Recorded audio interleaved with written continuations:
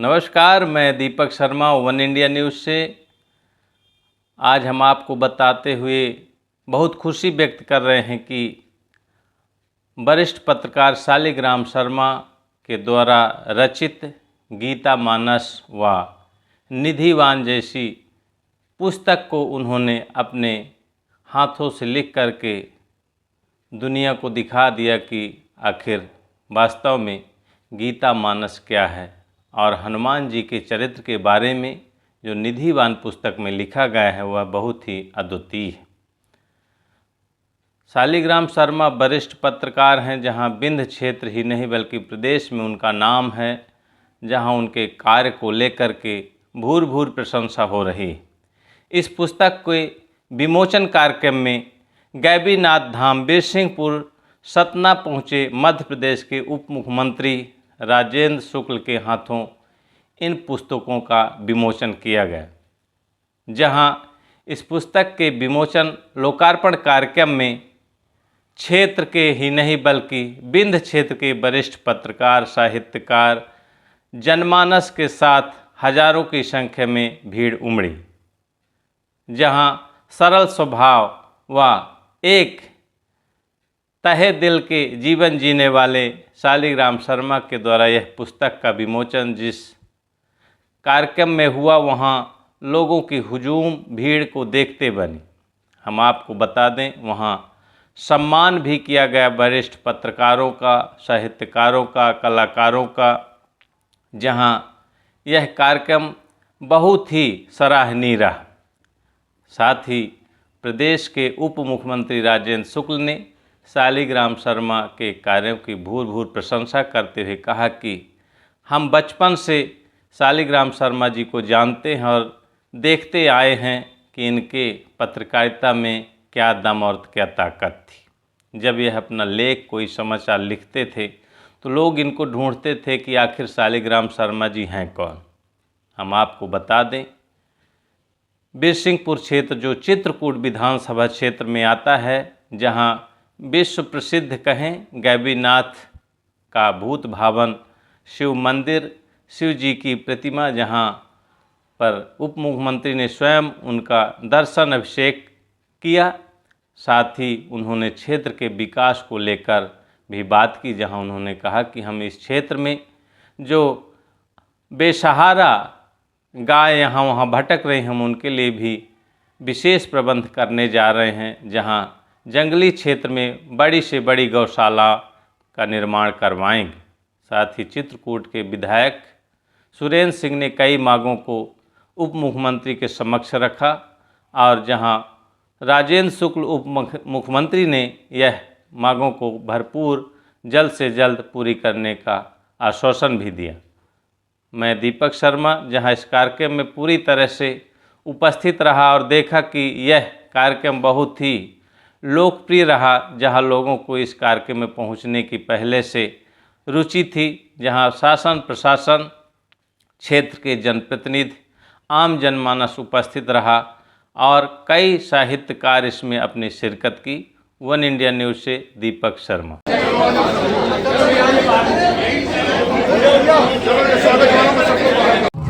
माताओं और बहनों, मेरे युवा तो मुझे बड़े पापा की उपाधि से विभूषित करते हैं, उन सबको मैं आशीर्वाद देता हूँ, अपने बड़े भाइयों को प्रणाम करता हूँ और अपनी बात पर आता हूँ। आज परम सौभाग्य है। पहले तो मैं निवेदन करूँ कि यह बिरसिंहपुर है क्या, जहाँ आदरणीय राजेंद्र शुक्ल जी पधारे हैं।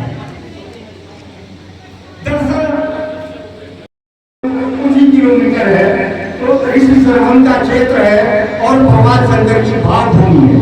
लोकतंत्र की बुनियाद है। बुनियादियों की तो गैबीनाथ मंदिर है, गैबीनाथ भगवान है। यह किंवदंतियों में कहा जाता है, किंवदंतियां ही अगर सत्य है तो इसी गैबीनाथ साधारण थे नागरिक के घर में उनका प्राकट्य हुआ था और वो गैबीनाथ हुए थे। लोकतंत्र की बुनियाद दूसरी बात यह है कि जो जो मंदिर का संचालन है, आप तारीफ कीजिएगा कि किसी पंडित के भूखे नहीं होता भैया। समूचा हमारी समाज इस मंदिर का संचालन करता है, इसकी व्यवस्था करता है और देख कर रेख करता है। यह लोकतंत्र है। दूसरी बात, ऋषि सरभंग का क्षेत्र है। मैंने कहा ऋषि सरभंग है कौन? श्री गायन ने उस पुल का नाम, उस ब्रिज का नाम रखा पंडित यमुना प्रसाद शास्त्री। उन्होंने नए बस स्टॉप का वहां निर्माण कराया। चाहते तो वो जैसा मैंने कहा वो कर सकते थे, लेकिन भावना देखिए, भावना का विस्तार देखिए। उन्होंने उस बस स्टैंड का नाम रखा सरदार वल्लभ भाई पटेल बस स्टैंड। ये जो श्री सुगति भावना है उनका ये क्षेत्र है, और इस क्षेत्र पर आप ताइयों की निगाहें सदा से रहेंगी। और सबसे बड़ी बात है कि उस समय की सत्ता आप ताइयों के तालमेल में जुड़ी थी, इसीलिए जयंत की एक आप होगी और भी कई प्रकार की भावनाओं का उद्भव क्षेत्र जहां से शुरू होता है वहीं से भगवान का जन्म होता है। और अभी हमारी भावनाओं, हमारे संदर्भ और हमारे आने वाले, हमारे आदत के आने वाले जो हमारी विकास क्षमता है उससे भी को रोका है। इसलिए श्री गायन ने उस पुल का नाम, उस ब्रिज का नाम रखा पंडित यमुना प्रसाद शास्त्री। उन्होंने नए बस स्टॉप का वहां निर्माण कराया। चाहते तो वो जैसा मैंने कहा वो कर सकते थे, लेकिन भावना देखिए, भावना का विस्तार देखिए। उन्होंने उस बस स्टैंड का नाम रखा सरदार वल्लभ भाई पटेल बस स्टैंड। ये जो श्री सुगति भावना है, आज आप देखिए ईरानी तालाब का कालिका पीठ एक धाम की तरह लगता है। वहां तो पर्यटक आते हैं, अचानक माला गिरी और उनके हाथ में आ गई। मुझे वो स्वामी तुलसीदास की याद आई। मैं सच बता रहा हूं, मैं यहाँ जहाँ खड़ा हूँ वो यह संगू क्षेत्र है कि ना यहाँ बनावटी बोला जा सकता और ना अपनी भावना को नकारा जा सकता। हाथ में आ गई जब माला तो मुझे तुलसीदास की याद आ गई कि जब सीता ने मां पार्वती को उत्पर्पित किए थे तो अचानक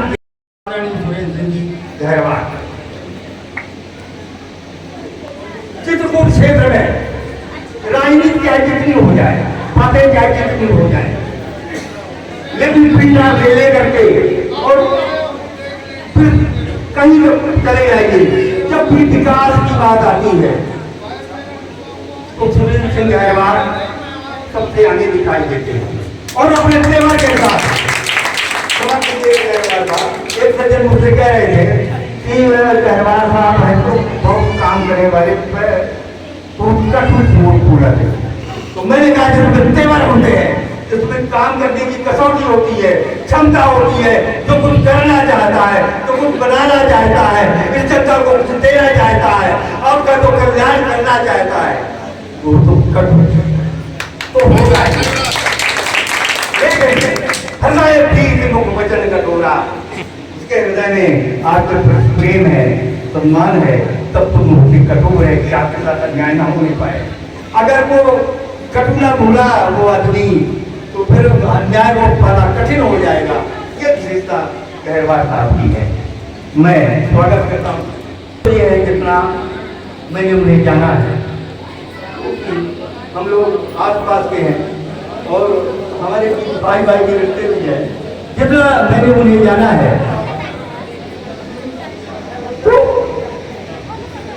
आदर्श, अनुशासन, कर्तव्य निष्ठा और संकल्प, इसको लेकर के सदा से जब वो आरएसएस का झंडा लेकर के चलते थे, तब से लेकर के मैं तुमको इसी तरह देखा।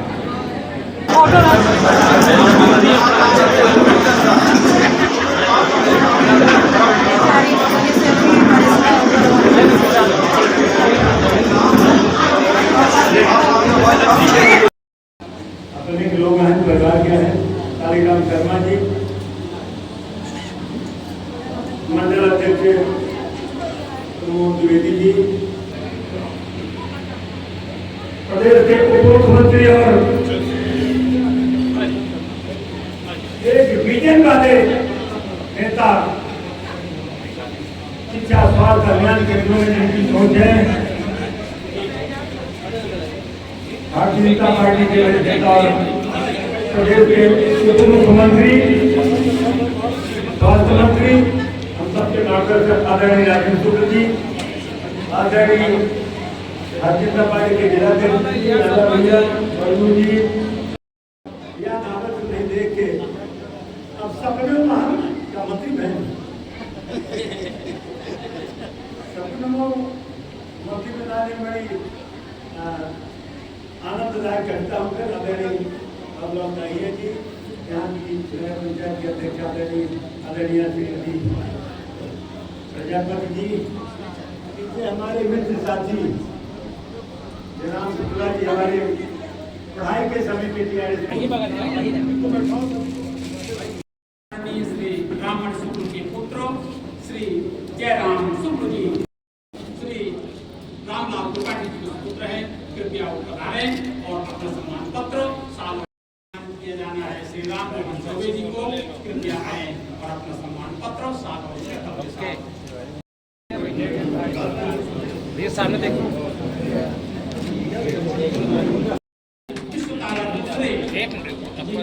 किया जाना है, कृपया आए और अपना सम्मान पत्र के साथ ग्रहण करने का कष्ट करें।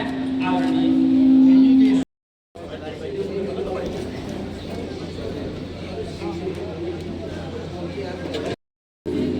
हनुमान जी की पूरे चरित्र को काव्य रूप में उन्होंने अपने तरीके से प्रस्तुत किया है। कालीराम जी एक ऐसे अद्भुत साहित्यकार हैं कि वो एक बार एक अखबार में थे,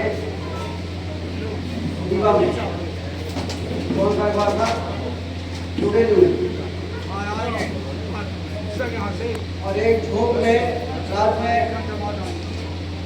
उनको क्या आया कि पूरा का पूरा पन्ना जो हिंदी में लिखा करते थे उसको पूरा का पूरा काव्य रूप में लिखा। हम लोग आश्चर्यचकित हो गए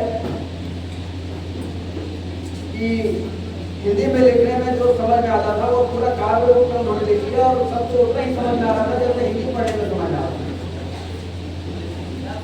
उसी प्रकार से निर्माण पुस्तक उन्होंने लिखी, मैं पढ़ रहा था और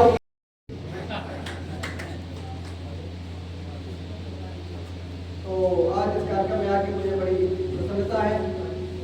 विधायक जी को भी मैं बहुत धन्यवाद देता हूँ, जिससे बढ़िया जहाँ समाप्त होता है और सिद्धपुर जहाँ शुरू होता है वही उन्होंने हमको रिसीव कर दिया, और उसके बाद फिर हर कदम पर, हर 100 कदम पर सारे लोग पलक पावड़े बिछा के उन्होंने स्वागत किया।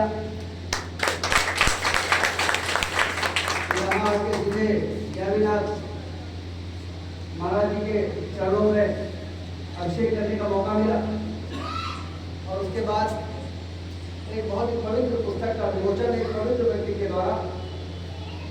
पवित्र व्यक्ति वही होता है जो पकड़ होगा, ये पकड़ पत्रकार है।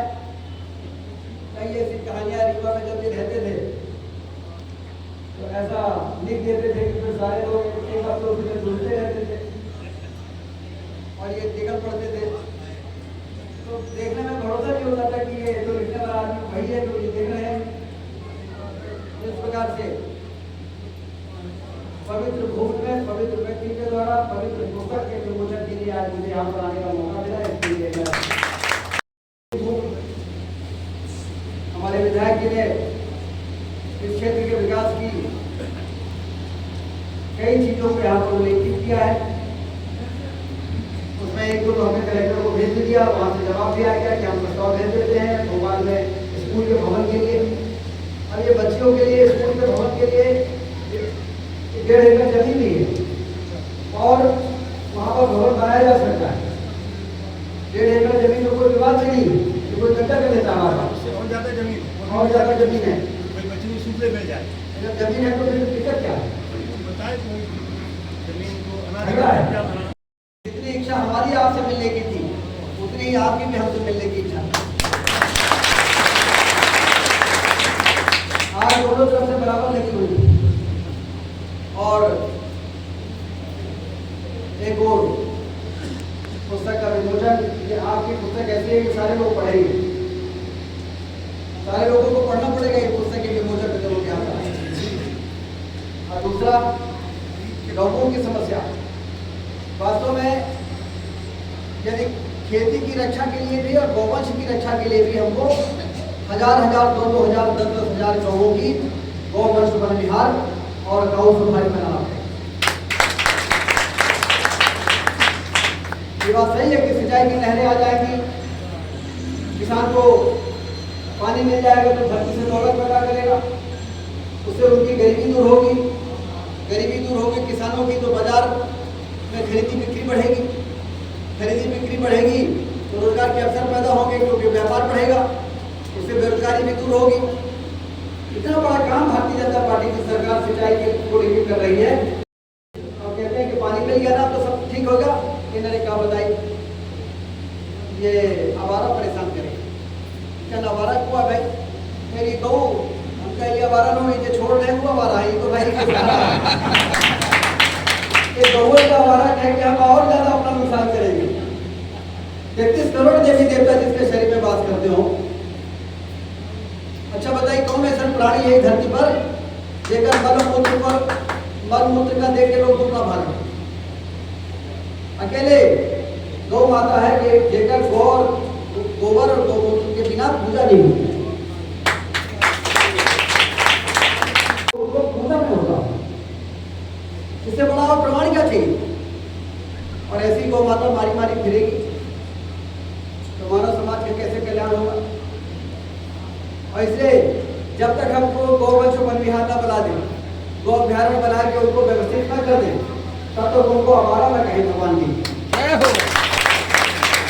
नहीं तो डबल पाप पड़ेगा।